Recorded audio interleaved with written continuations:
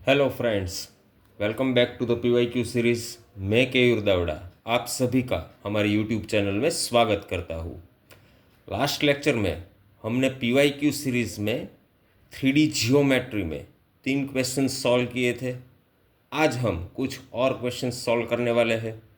एक बात और फ्रेंड्स, पीवाईक्यू सीरीज़ में जैसा कि आप जानते हैं हम सभी चैप्टर्स के पीवाईक्यू सॉल्व करने वाले हैं जो कि जेईई मेन 2025 के लिए इम्पोर्टेंट हो गए, राइट। और हमने पीवाईक्यू सीरीज़ में वेक्टर अलजेब्रा एक चैप्टर ख़त्म भी कर दिया है और नया चैप्टर स्टार्ट किया है 3D जियोमेट्री, राइट। तो अभी तक आपने वेक्टर अलजेब्रा के वीडियोस नहीं देखे हैं तो इस चैनल के प्लेलिस्ट में जाकर आप वो देख सकते हैं, राइट। और अगर वीडियो अच्छा लगे तो उसे लाइक करें और चैनल को सब्सक्राइब भी करें। तो स्टार्ट करते हैं आज का क्वेश्चन, जो कि है क्वेश्चन नंबर 4 और जेईई मेन 2021 का एक न्यूमेरिकल क्वेश्चन। लास्ट लेक्चर में हमने जो क्वेश्चंस किए थे फ्रेंड्स, उसमें एक कंसेप्ट था शॉर्टेस्ट डिस्टेंस। आज हम एक नया कंसेप्ट देखते हैं जो कि है कोप्लेनर, राइट। तो स्टार्ट करते हैं आज का question. Two lines are coplanar then find the value of k. ये भी एक इम्पोर्टेंट कंसेप्ट है friends, two lines are coplanar. तो सबसे पहले ये कंसेप्ट हम समझते हैं और बाद में इक्वेशन हम सॉल्व करते हैं। इसमें क्या बोला है, टू लाइन्स आर कोप्लेनर। अब दो लाइन कोप्लेनर कब हो सकती है फ्रेंड्स? तो दो लाइन कोप्लेनर यानी कि ये दोनों लाइन एक ही प्लेन में लाई करती है, और एक ही प्लेन में लाई करती है इसका मतलब ये है कि या तो वो दो लाइंस पैरेलल होगी या तो वो दो लाइंस इंटरसेक्टेड होगी, राइट। या तो वो पैरेलल होगी या तो वो इंटरसेक्टिंग होगी। अब ये हमें आइडेंटिफाई करना होगा फ्रेंड्स कि ये दो लाइंस पैरेलल है या इंटरसेक्टिंग है। मोस्ट ऑफ द क्वेश्चन में ये दो लाइन इंटरसेक्टिंग ही देते हैं, राइट। तो यहाँ पर हम पहले आइडेंटिफाई करते हैं। आइडेंटिफाई करने के लिए ये जो पहली लाइन है उसकी डायरेक्शन हम फाइंड करते हैं। तो उसकी डायरेक्शन है B1 जो कि गिवन है 1 2 3। सबसे पहले फ्रेंड्स हम ये देखते हैं कि ये दोनों लाइन के जो इक्वेशन है वो हमें स्टैंडर्ड फॉर्म में ही गिवन है, तभी हम ये डायरेक्शन फाइंड कर सकते हैं। और वेक्टर B2 यानी कि सेकेंड लाइन की डायरेक्शन वो हमें गिवन है 3 2 1, राइट।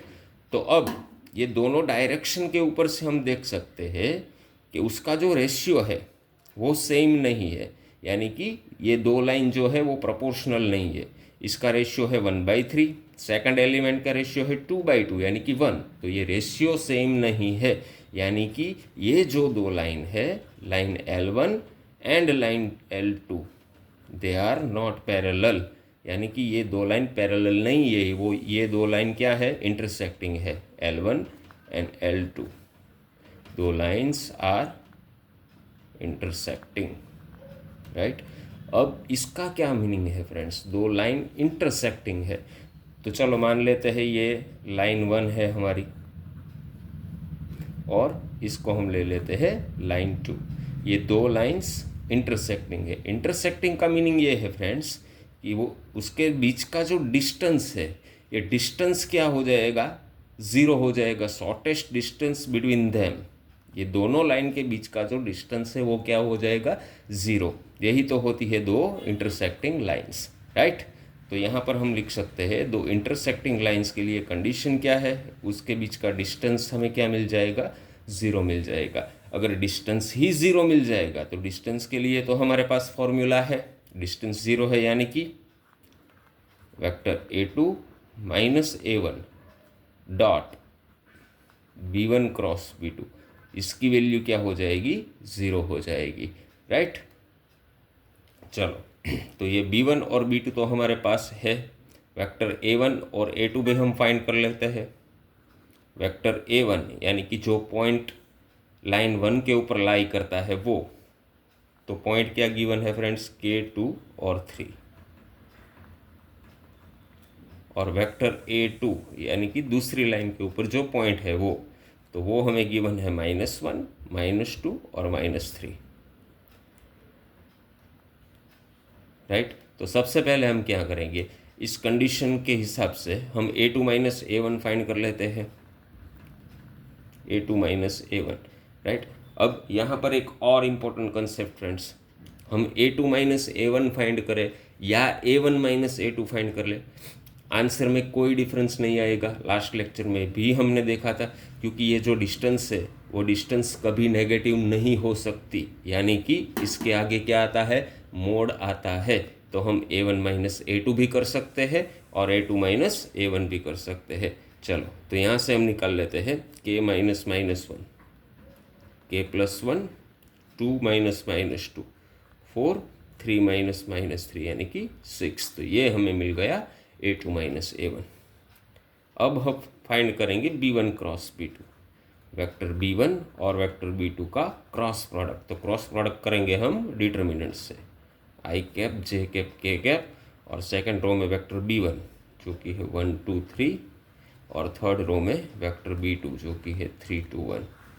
तो इसको हम सॉल्व करें तो हमें मिलेगा 2 माइनस 6 यानी कि -4, minus J cap 1 minus 9 minus 8, plus K cap 2 minus 6 minus 4। तो यहाँ से हमें मिल जाएगा -4, ये दूसरा एलिमेंट होगा +8 और तीसरा एलिमेंट होगा -4। ये हमें मिला B1 क्रॉस B2। अब यहाँ से एक और इम्पोर्टेंट कंसेप्ट फ्रेंड्स, जो कि हमने लास्ट लेक्चर में भी देखा था, अगर ये B1 क्रॉस B2 में हम कोई कॉमन फैक्टर फाइंड कर सकते हैं तो वो कॉमन फैक्टर से हम इसको डिवाइड भी कर सकते हैं। तो इससे क्या होगा, इससे हमारे आंसर में कोई फ़र्क नहीं आएगा, मगर हमारी कैलकुलेशन इजी हो जाएगी। तो हम देख सकते हैं यहाँ पर कॉमन फैक्टर क्या है, -4। तो -4 से हम इसको डिवाइड भी कर सकते हैं। तो -4 से डिवाइड करें तो हमें मिलेगा +1, -2 और +1। ये हो गया हमारा B1 cross B2, right.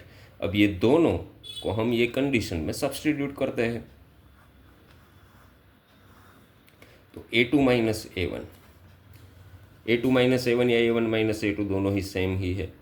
K plus 1 4 6 dot B1 cross B2 हमें मिला 1 -2 1, और इसकी वैल्यू हो जाएगी 0। अब ये दोनों वेक्टर का हम क्रॉस प्रोडक्ट निकाल लेते हैं। तो क्रॉस प्रोडक्ट से हमें मिलेगा K प्लस 1 इंटू 1 यानी कि K plus 1, 4 into -2 -8, 6 into 1 plus 6 और इज इक्वल टू 0। तो K minus 1 is equal to 0। तो यहाँ से हमें K की फाइनल वैल्यू मिल जाएगी +1, जो कि हमारी रिक्वायर्ड क्वांटिटी है। तो हमारा फाइनल आंसर होगा K is equal to 1, right. अगर वीडियो अच्छा लगे फ्रेंड्स तो वीडियो को लाइक करें और चैनल को सब्सक्राइब भी करें। Thank you.